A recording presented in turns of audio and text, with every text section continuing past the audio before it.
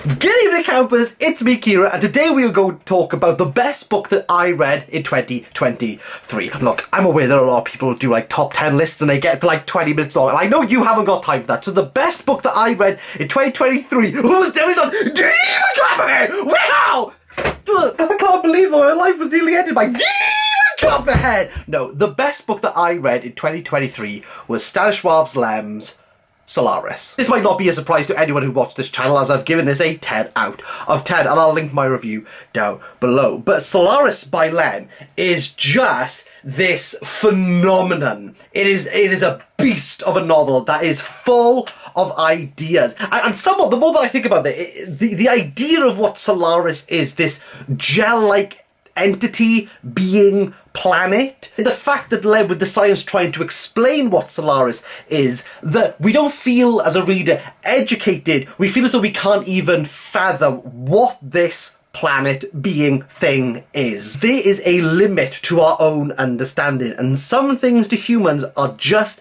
unfathomable. On top of this, Lem, alongside numerous Polish books that I have read, really showcased that Poland is a behemoth in the literary space and is a country I want to read a lot more of, because I don't think I've ever been disappointed by a Polish novel. Now, some people might be put off reading Solaris because it is a science fiction novel, but I promise you, this book gets you thinking from the off. And having read it, I want to say 6 months ago, I have not stopped thinking about Solaris. And I will say 10% of the time is wondering why on earth Tarkovsky made that film. What an awful film it was. I want to stress something here. It is not the fact that Lem's Solaris is posing anything unique or distinct, but this novel never feels insubstantial. It is ethereal in the way that Lem is dancing on these grand ideas with such glee,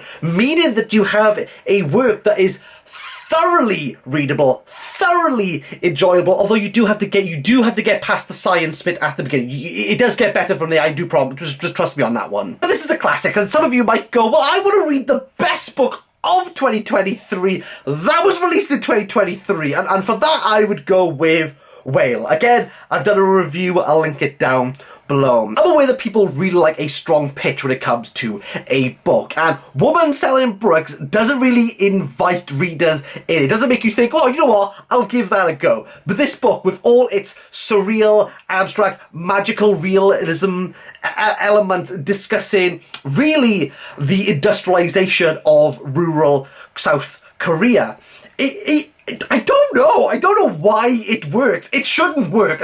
Whale as a book should not work in any way, shape, or form. But I was this close. I was like this close to giving it a 10. There were a few things that griped me enough, and it kind of brings the book down a little bit.